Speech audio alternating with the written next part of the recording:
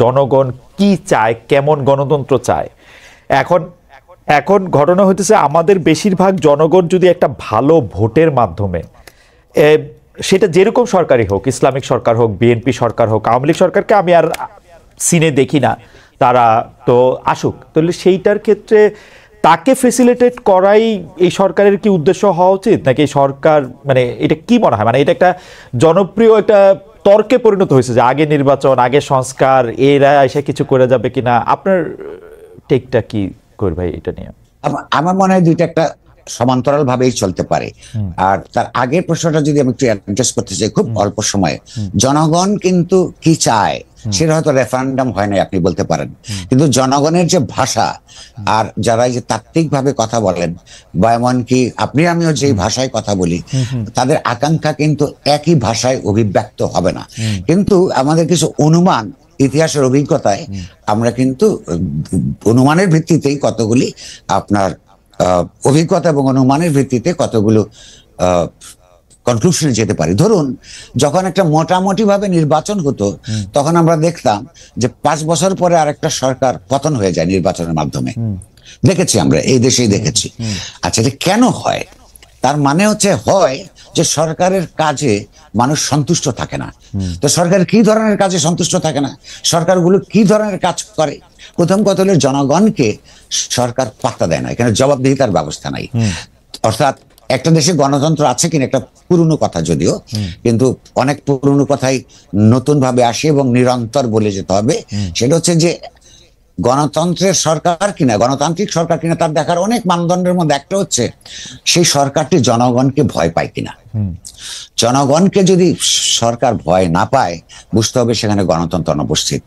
আর জনগণ যদি সরকারকে ভয় পায়, তাহলে বুঝতে হবে যে ব্যবস্থা অলরেডি স্বৈরতান্ত্রিক, এখানে কোনো গণতান্ত্রিক ব্যবস্থা নাই।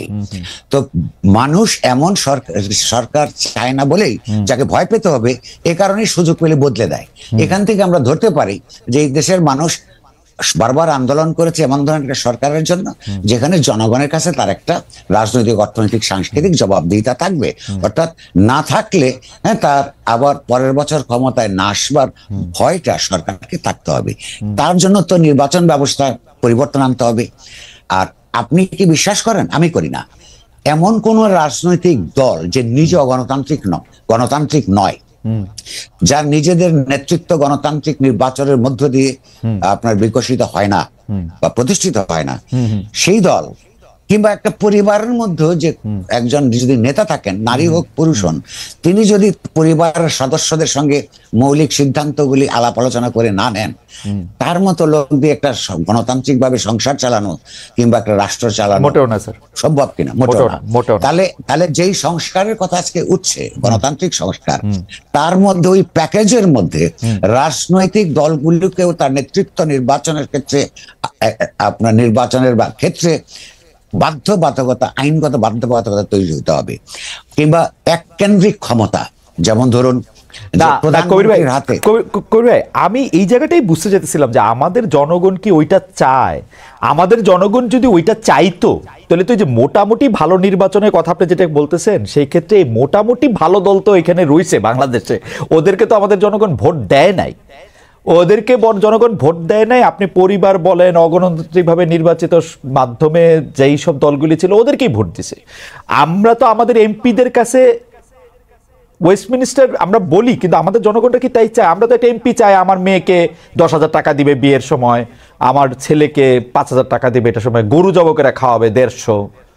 তো আমার চাওয়াটা তো আপনি যদি এখন ঠিক করে দেন কবির ভাই, তাহলে তো আমি একটা আদর্শ হয়তো পাবো, কিন্তু এইটা কি আমাদের জনগণ চাইতেছে কিনা সেইটা আমার একটু বুঝতে। আমার মনে হয় চাইছে বলেই যখন পায় না তখন সে তার নগদ সুবিধাটা দেখে।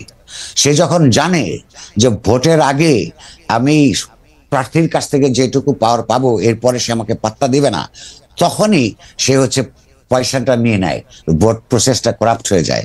কিংবা একটা তো কথা আপনাকে মানতে হবে, সারা দুনিয়ার জন্য সত্য, জনগণ হিসেবে, সাধারণ জনগণ বলতে আমরা যা বুঝি, রাজনৈতিক দলগুলি তুলনামূলকভাবে সচেতন হবার কথা, সংঘবদ্ধতার কারণেও এবং তার চৈতন্যের বিকাশের কারণেও।